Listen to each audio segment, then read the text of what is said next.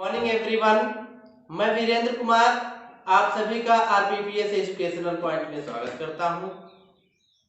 आज मैं कक्षा 7 के विद्यार्थियों के लिए ग्रामर सेक्शन लेकर आया हूं, जो कि कक्षा 7 वाले विद्यार्थियों के बुक्स में सेक्शन 2 के अंतर्गत आता है। और उसके पहले आपका सेक्शन 1 है, जिसमें एलिमेंट्री नॉलेज के बारे में बताया गया है, जिसमें synonyms, antonyms, homophones, one words substitution, ये बहुत सारी इंपॉर्टेंट चीजें हैं। उसका हम लोग अध्ययन अगले वीडियो में करेंगे। और सेक्शन 2 अर्थात ग्रामर का ये पहला चैप्टर है, जिसका नाम है द सेंटेंस अर्थात वाक्य के बारे में हम इसमें पढ़ेंगे। और आइए हम शुरू करते हैं। चूंकि हम ग्रामर का अध्ययन करने जा रहे हैं, इसलिए इम्पोर्टेंट है कि हम ग्रामर होता क्या है, व्याकरण कहते किसे हैं, ये थोड़ा सा हम जान लेते हैं। मैं ग्रामर में आपको बताऊं कि वह विद्या जिससे किसी भी भाषा को लिखना शुद्ध लिखना, पढ़ना, बोलना जान जाते हैं, उसे हम कहते हैं व्याकरण। कोई भी लैंग्वेज हो, कोई भी भाषा हो, हर भाषा का अपना एक रूल होता है, अपना एक नियम होता है। चाहे वो संस्कृत हो, हिंदी हो, अंग्रेजी हो, सभी भाषाओं के लैंग्वेजेस के अलग अलग रूल्स हैं, रेगुलेशन सिस्टम्स होते हैं, जिनके नियमों का फॉलो करके ही उन भाषाओं के अलग अलग सेंटेंसेस बनाए जाते हैं और उन सेंटेंसेस को कलेक्ट करके उन भाषाओं को बनाया जाता है। इसलिए ये आपकी परिभाषा होती है कि कोई भी भाषा हो, उसको शुद्ध लिखने, पढ़ने और बोलने का जो तरीका बताता है, जो विधि होती है बताने की, उसी को हम व्याकरण कहते हैं। अब आप ये अंग्रेजी में इसकी परिभाषा देख लेंगे। A system of rules and principle for speaking and writing a language is called grammar। वही चीज इंग्लिश में लिखा हुआ है, आप इसे समझ सकते हैं। एक बार मैं फिर से पढ़ दे रहा हूँ। A system of rules and principle for speaking and writing a language is called grammar। इसके बाद हम आते हैं सेंटेंस पर। वाक्य क्या होता है? वाक्य की परिभाषा आप शुरू से ही जानते हैं। A sentence is a group of words that makes a complete sense। A sentence is a group of words that makes a complete sense। अर्थात शब्दों का वह समूह या दो से अधिक शब्दों का वह समूह जिससे पूर्ण भाव व्यक्त होता है, उसे हम वाक्य कहते हैं। फॉर एग्जाम्पल आप देख सकते हैं, Sachin is a good boy. अब पूर्ण भाव व्यक्त होने का मतलब यह है कि जो भी वाक्य हो, उस वाक्य का जो अर्थ हो वो पूरी तरीके से स्पष्ट हो, पूरी तरीके से क्लियर हो, उसमें आपको किसी प्रकार की कोई दिक्कत ना हो, वह चीज होता है आपका पूर्ण भाव व्यक्त होना। अभी आप देखेंगे Sachin is a good boy, Sachin एक अच्छा लड़का है। अब इसको देखने के बाद इसमें किसी प्रकार की देयर इज नो कंफ्यूजन, इसमें किसी प्रकार की कंफ्यूजन नहीं है। सचिन एक अच्छा लड़का है मतलब अच्छा लड़का है। अब दूसरा वाक्य है आपका, रेखा डांसेस, रेखा नृत्य करती है, यह वाक्य दूसरा है आपका। अभी मैं एक एग्जांपल आपको बता देता हूं, जैसे रेखा डांसेस है, इसको ना लेकर हम इसको देखते हैं, Sachin is a good boy. अभी इसी को हम ऐसे लिखते हैं, इज गुड, इज गुड। इसके पहले हम अच्छा यहीं पर ये लगाते हैं, is good a boy Sachin, और फुल स्टॉप भी नहीं करते। Is good a boy Sachin. तो आप देखेंगे इसमें जो वर्ड्स हैं, इनका जो सीक्वेंस है अर्थात क्रम है, वो आगे पीछे है, मतलब अपने क्रम में नहीं है। अब इसका आप अर्थ निकाल नहीं सकते, इससे पूर्ण भाव व्यक्त नहीं होता है, इसलिए ये भले ही शब्दों का समूह है, इसके बावजूद भी यह एक सेंटेंस नहीं है, क्योंकि इससे पूर्ण भाव व्यक्त नहीं हो रहा। तो इसलिए सबसे जरूरी ये होता है कि उसका पूर्ण भाव व्यक्त हो, तभी जाकर कोई भी जो ग्रुप ऑफ वर्ड्स होता है, शब्दों का समूह होता है, तब जाकर के ही वह एक वाक्य बनता है। तो ये थी आपके वाक्य की परिभाषा। वाक्य के डेफिनेशन के बाद हम आते हैं काइंड्स ऑफ सेंटेंस। सर इसके पहले कुछ चीजें हम बता दें। इसमें बताना यह है कि जो भी वाक्य होता है, हर वाक्य में एक सब्जेक्ट और एक वर्ब अवश्य होती है। सब्जेक्ट क्या होता है आप जानते हैं, सब्जेक्ट मतलब कर्ता। कर्ता मतलब वाक्य में जो भी व्यक्ति कार्य को करे उसी को हम सब्जेक्ट कहते हैं, कर्ता कहते हैं। जैसे Sachin is a good boy, Sachin एक अच्छा लड़का है, तो इसमें अच्छा लड़का कौन है, सचिन। और एक तरीका आपको बता दें, वाक्य में कर्ता को निकालने की एक विधि होती है, उसमें आप कौन शब्द लगा दीजिए, कर्ता अपने आप निकल के आ जाएगा। इसमें आप लगाएं Sachin is good boy, Sachin एक अच्छा लड़का है, अच्छा लड़का कौन है, तो सचिन है, तो सचिन सब्जेक्ट हो गया। दूसरा वाक्य रेखा डांसेस, रेखा नृत्य करती है, तो नृत्य कौन करता है, रेखा करती है, तो ये सब्जेक्ट हो गया। और दूसरे तरीके से आप समझ सकते हैं कि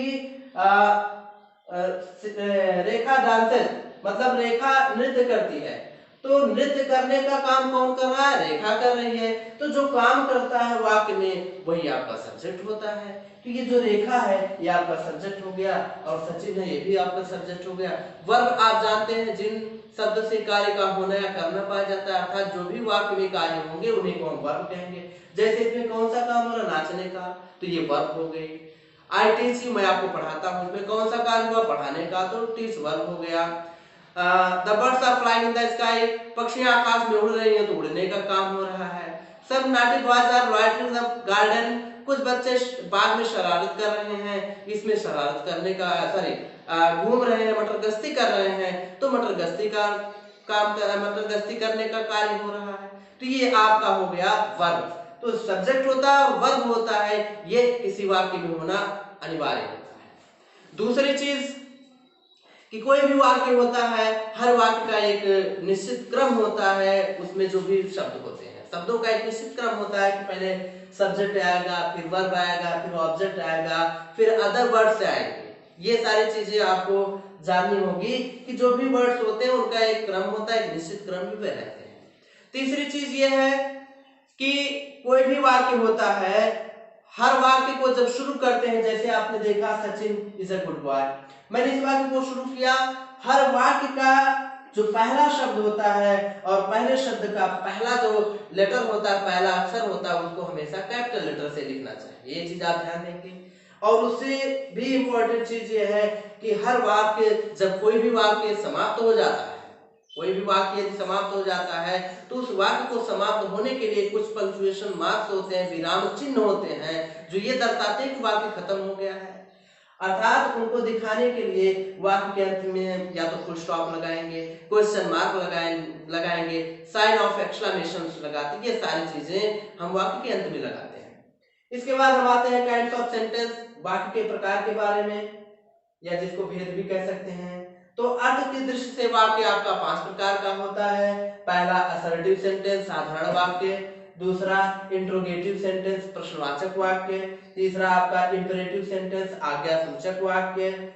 फोर्थ है आपका है एक्सक्लेमेटरी सेंटेंस, विस्मयादि बोधक वाक्य। लास्ट आपका है ऑब्जेक्टिव सेंटेंस, अर्थात इच्छा सूचक वाक्य। इसके बाद हम जो सेंटेंस के टाइप्स हैं अलग अलग, उनका अध्ययन करेंगे। और पहला आपका है असर्टिव सेंटेंस, जिसको हम साधारण वाक्य कहते हैं और जिसको विधिसूचक वाक्य के नाम से भी जाना जाता है। अब असर्टिव सेंटेंस होता क्या है आपका, ये जान लीजिए।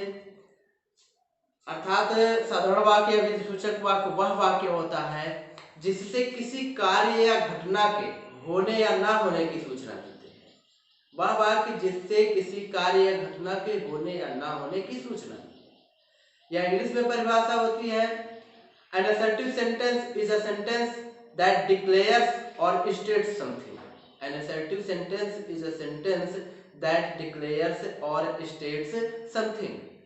तो आप परिभाषा हो गई, इसको समझते हैं हम लोग कि क्या वास्तव में ये असर्टिव सेंटेंस की परिभाषा के अकॉर्डिंग है या नहीं। और एक चीज इसमें ये भी आपकी परिभाषा और बन जाती है कि असर्टिव सेंटेंस वह वाक्य होता है जो किसी व्यक्ति या घटना के बारे में सूचना देता है कि ये चीज ऐसी है, उसे भी असर्टिव सेंटेंस की परिभाषा में रखा सकता है। आप इसको देखें, ही राइट्स एन एसे,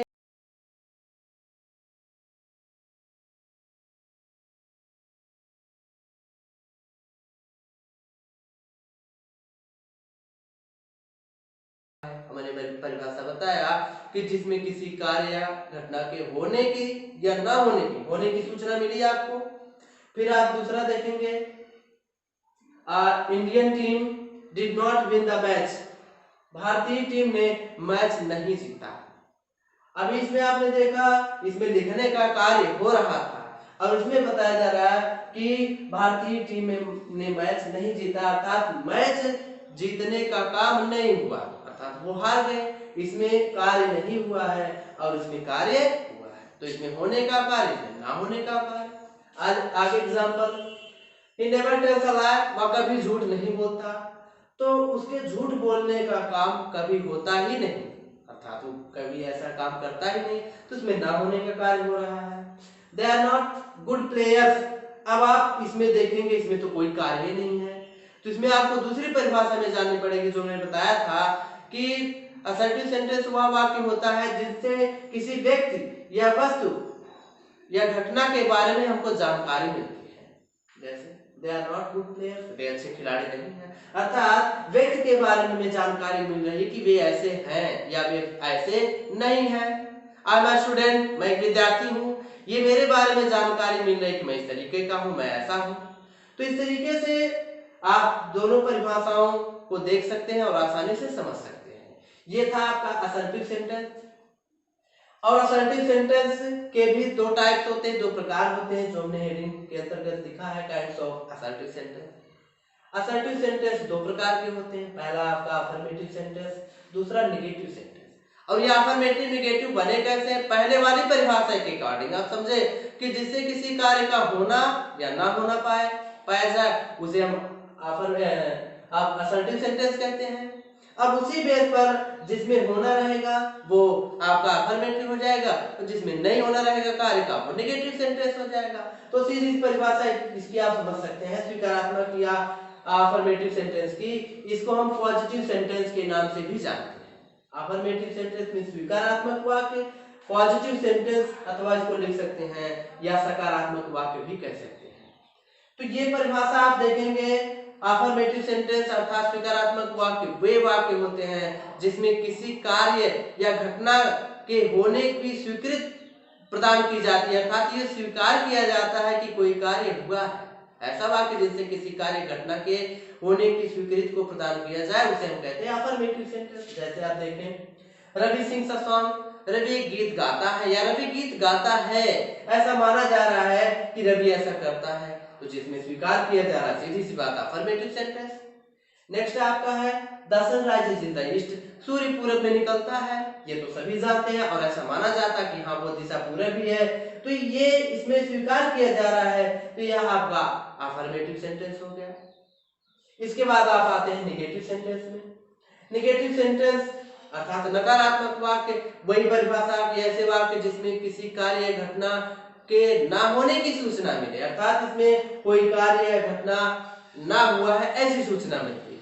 जैसे Mohan does not go to school, Mohan school जाता ही नहीं, मतलब मोहन स्कूल नहीं जाता, इसका मतलब कि मोहन के स्कूल जाने का काम नहीं होता, वो नहीं करता ऐसा। दे नेवर स्विम, वे कभी तैरते नहीं हैं, तो वे कभी नहीं तैरते हैं ऐसा स्वीकार नहीं जा रहा कि वे तैरते हैं, तो ये हो गया आपका नेगेटिव सेंटेंस। इसके बाद एक चीज और आप ध्यान देंगे कि जो आपका असर्टिव सेंटेंस होता है, असर्टिव सेंटेंस के अंत में अर्थात जब वाक्य समाप्त हो जाता है तो उसके अंत में आप देखेंगे फुल स्टॉप लगा होता है, इसका हमेशा आप लोग ध्यान रखेंगे। दूसरा वाक्य आपका आता है इंट्रोगेटिव सेंटेंस अर्थात प्रश्नवाचक वाक्य। जैसा कि नाम ही है प्रश्नवाचक, सन्निवेद करेंगे आप तो सत्प्रश्न धनवाचक, वाचक मतलब बोध कराने वाला होता है, अर्थात और बाद में क्या लिखा हुआ वाक्य, इसमें आप ऐसा जोड़ लीजिए, ऐसा वाक्य जो प्रश्न का बोध कराए उसे इंट्रोगेटिव सेंटेंस कहते हैं। आप शब्द के हिसाब से भी उसका अर्थ निकाल करके आसानी से परिभाषा निकाल सकते हैं। तो ये तो हो गया लिटरली अर्थात शाब्दिक अर्थ, शाब्दिक परिभाषा। अब आप समझें कि ऐसे वाक्य जिनसे प्रश्न पूछने का कार्य किया जाता है या जिन वाक्यों का प्रयोग प्रश्न पूछने के लिए किया जाता है उन्हें इंट्रोगेटिव सेंटेंस कहा जाता है। इंग्लिश में वही परिभाषा है, an interrogative sentence is a sentence which is used to ask a question. एक बार फिर से बता दें, an interrogative sentence is a sentence which is used to ask a question, मतलब जिसका प्रयोग प्रश्न पूछने के लिए किया जाता है उसे हम इंट्रोगेटिव सेंटेंस कहते हैं। और एक चीज आप ध्यान देंगे, इंट्रोगेटिव सेंटेंस अर्थात प्रश्नवाचक वाक्यों के अंत में हमेशा क्वेश्चन मार्क अर्थात प्रश्नवाचक सूचक शब्द अवश्य लगा रहता है, जिसको हम मार्क ऑफ इंट्रोगेशन भी कहते हैं, इंट्रोगेशन मार्क भी कहते हैं। और एक चीज आप ये ध्यान देंगे, इंट्रोगेशन जो भी सेंटेंस होता है उस सेंटेंस का जो एक्सप्रेशन होता है, उस टाइप का जो सेंटेंस होता है उसे उसी तरीके से पढ़ना चाहिए। प्रश्न पूछा गया तो ऐसे आप पढ़ें जैसे प्रश्न पूछ रहे हैं, ये नहीं कि प्रश्न पूछ रहा है तो आप एक्सक्लेमेटरी के तरीके से पूछेंगे, ऐसा नहीं। अब आप देखें, are the children making a noise, क्या बच्चे शोर कर रहे हैं? Are the children making a noise, क्या बच्चे शोर कर रहे हैं? ये प्रश्न पूछ रहा है, क्या बच्चे शोर कर रहे हैं? अभी मैंने बताया जिनका प्रयोग प्रश्न पूछने के लिए किया जा रहा है वो इंट्रोगेटिव सेंटेंस में आते हैं, क्वेश्चन मार्क लगा हुआ है। What were you doing there, आप वहां क्या कर रहे थे? ये भी आपका प्रश्न पूछा गया तो इंट्रोगेटिव सेंटेंस। तो इसी तरीके से बहुत सारे आपके प्रश्न होते हैं, आप हिंदी में भी चाहिए, इंग्लिश में भी बहुत सारे होते हैं, जैसे व्हाट इज योर नेम, आपका नाम क्या है? वेयर डू यू लिव, आप रहते कहाँ हैं? और बहुत सारे इस टाइप के प्रश्न आप पूछ सकते हैं जिनको इंट्रोगेटिव सेंटेंस के अंतर्गत रखा जाता है। अब इसके बाद हम आते हैं types of interrogative sentence. Interrogative sentence के प्रकार ये दो प्रकार के होते हैं। पहला आपका होता है yes or no type question, अथवा इसको फर्स्ट टाइप क्वेश्चन के नाम से भी जानते हैं। और दूसरा आपका तो WH टाइप क्वेश्चन अथवा सेकंड टाइप क्वेश्चन भी कहा जाता है। अब first or yes or no type question या फर्स्ट टाइप क्वेश्चन किसे कहा जाता है ये आप समझें। ऐसे प्रश्नवाचक वाक्य जिनका उत्तर हाँ या ना में आ जाए, या जिन प्रश्नवाचक वाक्यों का उत्तर हाँ या ना में आ जाए उन्हें हम कहते हैं यस और नो टाइप क्वेश्चन और फर्स्ट टाइप क्वेश्चन। और दूसरी चीज आप ध्यान दें कि जितने भी ये आपके यस और नो टाइप क्वेश्चंस होते हैं ये हमेशा हेल्पिंग वर्ब से आरंभ होते हैं। आप देखेंगे यहाँ भी डज लगा हुआ है, यहाँ भी डज लगा हुआ है, सॉरी यहाँ भी हेल्पिंग वर्ब कैन लगी हुई है, यहाँ पर हेल्पिंग वर्ब आपकी इज लगी हुई है। तो ये सहायक क्रिया से हेल्पिंग वर्ब से आरंभ होते हैं। अच्छा, अब आप देखें इसकी परिभाषा के अनुसार डज ही गो देयर, क्या वह वहां जाता है? आप इसमें क्या का प्रश्न लगाइए, क्या वह वहां जाता है? इसमें क्या का प्रश्न लगा, ऑलरेडी लगा हुआ, क्या आया हुआ है। अब इसमें आप देखिए उत्तर में क्या आएगा। अगर वो जाता है तो कहेगा हाँ, नहीं जाता है तो नहीं। मतलब यदि वो जा रहा है तो यस, नहीं जा रहा तो नो। यस या नो में जब प्रश्न का उत्तर आ रहा है उसी आधार पर, उसी को आधार मान करके इसको यस और नो टाइप क्वेश्चन कहा है। कैन यू हेल्प मी, क्या आप मेरी सहायता कर सकते हैं? If you can help me, यदि आप मेरी सहायता कर सकते तो आप बोलेंगे यस, अदरवाइज आप कहेंगे नो। तो यस या नो में उत्तर आएगा तो ये आपका उसी में आ गया। इज देयर, क्या वह वहां है? यदि है तो हाँ, नहीं है तो नो। तो ये जितने भी जो भी प्रश्नवाचक शब्द सॉरी प्रश्नवाचक वाक्य होते हैं जिनका उत्तर यस या नो में आता है उन्हें यस और नो टाइप क्वेश्चन कहा जाता है। अच्छा, तो ये आपकी हो गई परिभाषा। अब आपकी बुक में कुछ चीजें दी हुई हैं, थोड़ा सा उसको हम समझा देते हैं। इसमें लिखा हुआ है कि जिन वाक्यों का प्रारंभ प्राइमरी या मॉडल ऑक्सिलरी वर्ब ब्रैकेट में लिखा हुआ be do have, has, will, shall, can, could, may, might से होता है, उन प्रश्नों का उत्तर हाँ या नहीं में दिया जा सकता, उन्हें ऐसा नो टाइप क्वेश्चन कहा जाता है। वही चीज मैंने भी बताया लेकिन मैं थोड़ा सा अलग बताया है कि जिन वाक्यों का प्रारंभ प्राइमरी या मॉडल ऑक्सिलरी। अब इसके लिए आपको समझना पड़ेगा प्राइमरी और मॉडल होते क्या है। आप हेल्पिंग वर्ब का नाम सुने होंगे, हेल्पिंग मतलब सहायक क्रिया, और सहायक क्रिया का दूसरा नाम, हेल्पिंग वर्ब का दूसरा नाम होता है ऑक्सिलरी वर्ब मतलब सहायक क्रिया। और सहायक क्रियाएं आपकी दो प्रकार की होती हैं, पहली आपकी प्राइमरी ऑक्सिलरी होती है, दूसरी आपकी मॉडल ऑक्सिलरी होती है। तो प्राइमरी और मॉडल ऑक्सिलरी, और इन्होंने बताया कि जो वाक्य प्राइमरी वर्ब से आरंभ होते हैं या मॉडल से आरंभ होते हैं। प्राइमरी ऑक्सिलरी वर्ब में कौन आती है? ऐसी वर्ब से जिसमें बी के विभिन्न रूप, जैसे बी का विभिन्न रूप क्या होता है? Is, am, are, was, where.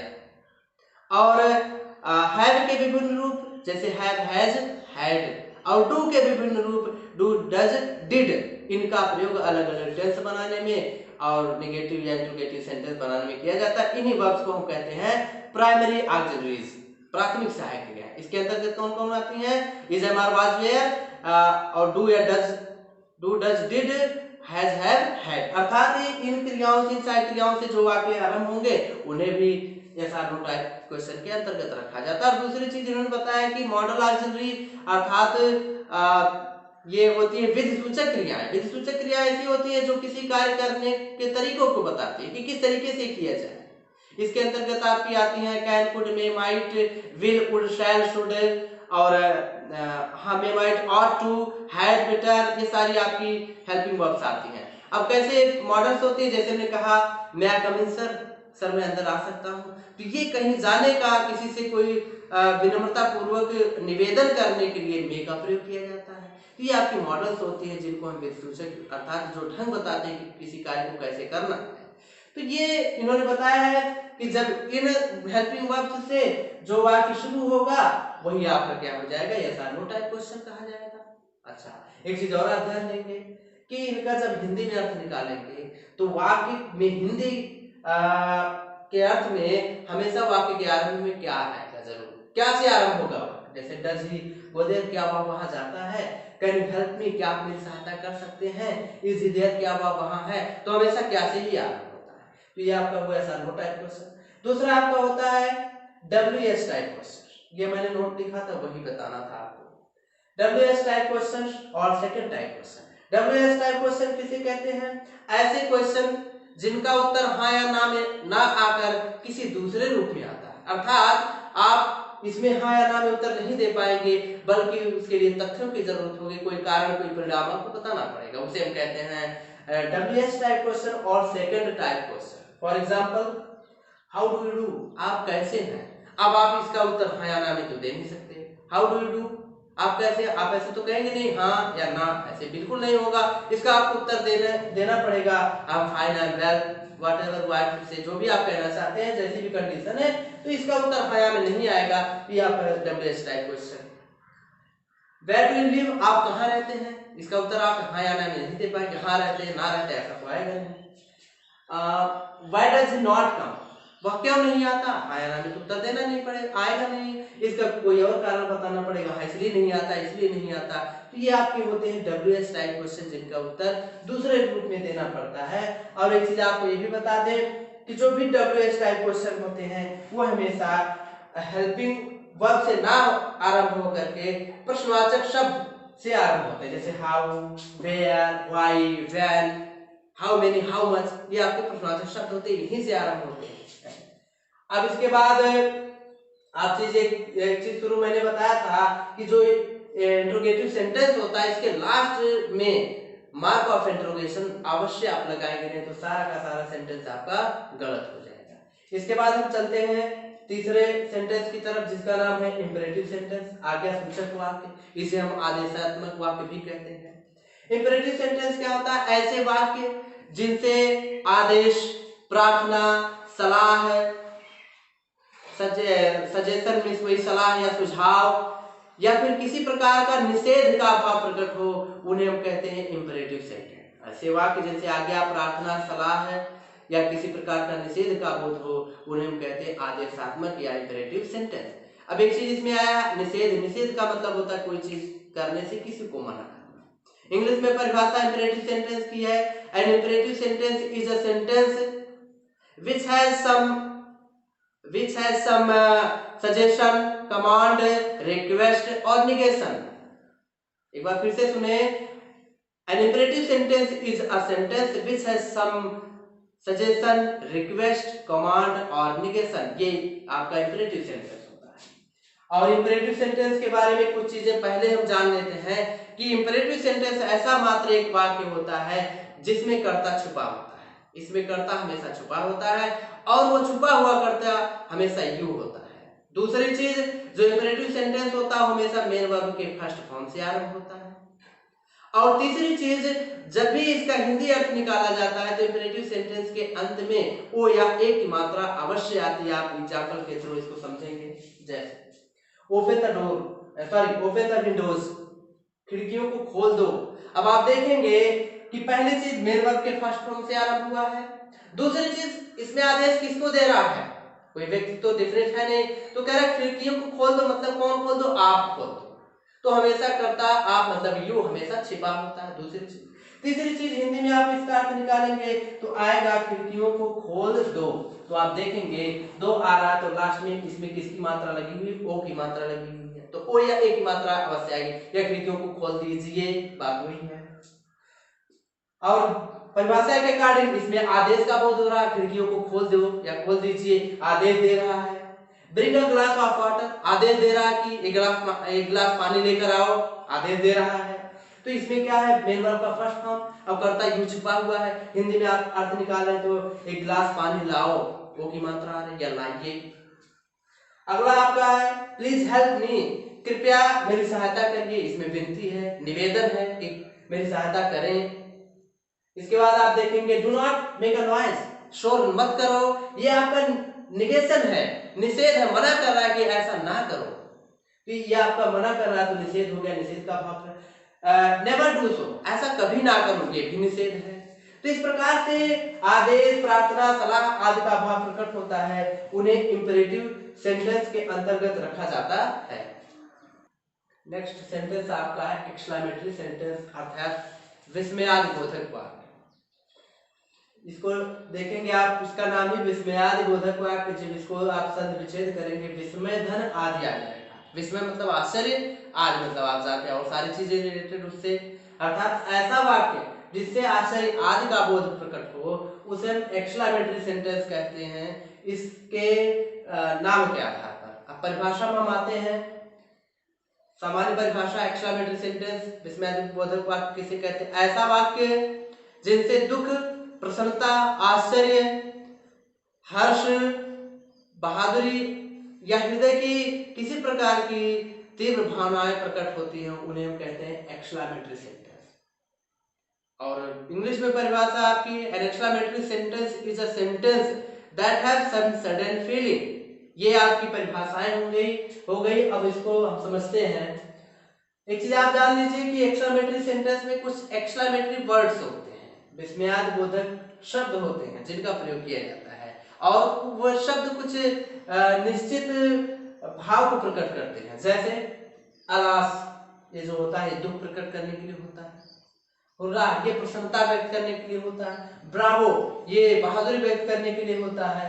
Water का प्रयोग और हाउ का प्रयोग आश्चर्य प्रकट करने के लिए होता है। और बहुत सारे वर्ड्स हैं, लेकिन आपको इतने ही अभी हम बता रहे हैं, आगे उसके बारे में बताया जाएगा। तो आप देखें, इसमें लिखा पहला वाक्य alas, she has died। Alas मतलब होता है हाय, वह मर गए। ये दुख का भाव प्रकट हो रहा है, इसलिए exclamatory sentence. Hurrah, hurrah, we have my friend has come, प्रसन्नता के लिए होता है। Hurrah, my friend has come, मेरा मित्र आ गया है, वाह मेरा मित्र आ गया, ये प्रसन्नता के लिए। Bravo, you have done well, बहुत अच्छे, शाबाश आपने बहुत अच्छा किया, ये बहादुरी का भाव प्रकट हो रहा है। ये आपका हो गया इतने सारे बहादुरी और ये आश्चर्य, दुख, इसके अतिरिक्त दुख, प्रसन्नता, ये सारी चीजें हो गई। इसके अतिरिक्त आश्चर्य कैसे होता है, किस तरीके से व्यक्त किया जाता है, आप देखेंगे। लिखा what a nice flower it is, कोई चीज आप देखते हो आश्चर्य प्रकट होता है, अरे वाह कितनी अच्छी चीज है, तो उसको कहते हैं व्हाट। कोई भी आपने सपोज दैट फूल देख लिया, आपने कहा what a nice flower it is, वाह कितना सुंदर फूल है, ये आश्चर्य हो रहा है। और दूसरा example, how fast he runs, कितना तेज वह दौड़ता, आश्चर्य हो रहा है। तो ये सारी चीजें आपकी एक्सक्लेमेटरी सेंटेंस के अंतर्गत आती हैं। और एक चीज और आप ध्यान देंगे, ये जो आपका एक्सक्लेमेटरी सेंटेंस होता है, इसके अंत में या मध्य में साइन ऑफ एक्सक्लेमेशन या मार्क ऑफ एक्सक्लेमेशन, जिसको विस्मयादि बोधक चिन्ह कहा जाता है, वो अवश्य लगा रहता है। अगर ये एक्सक्लेमेटरी वर्ड्स, विस्मयादि बोधक शब्द वाक्य के आरंभ में होते हैं तो इनके तुरंत बाद एक्सक्लेमेटरी मार्क लगा रहता है, और यदि ये नहीं रहते हैं तो वाक्य के लास्ट में एक्सक्लेमेशन मार्क लगा रहता है। इसके बाद हम आते हैं ऑब्जेक्टिव सेंटेंस, इच्छा सूचक वाक्य। जैसा कि नाम में पता चल रहा है, इच्छा सूचक मतलब जैसे किसी प्रकार की इच्छा का बोध होगा। अब इसकी परिभाषा क्या है, ऐसा वाक्य जिससे आशीर्वाद, अभिशाप, शुभकामना, भगवान से प्रार्थना या किसी प्रकार की इच्छा का बोध हो, उसे हम कहते हैं ऑब्जेक्टिव सेंटेंस। किसी प्रकार की इच्छा है, किसी कोई भी चीज शुभकामना व्यक्त करना हो, वो सब आपका ऑप्टेटिव सेंटेंस के अंतर्गत आता है। और ऑप्टेटिव सेंटेंस की परिभाषा होती है कि optative sentence is a sentence which expresses wish और prayer. An optative sentence is a sentence which expresses wish और prayer, अर्थात जिनसे किसी प्रकार की इच्छा या भगवान से प्रार्थना शुभकामना का भाव प्रकट हो, उन्हें ऑप्टेटिव सेंटेंस। अब आप इसमें ध्यान देंगे ऑप्टेटिव सेंटेंस ज्यादातर में से आरंभ होते हैं, MAY में से आरंभ होते हैं, और इनके अंत में साइन ऑफ एक्सक्लेमेशन अवश्य लगा रहता है। अब आप इसको समझें, मे यू लिव लॉन्ग, आप दीर्घायु हो जाए, आशीर्वाद।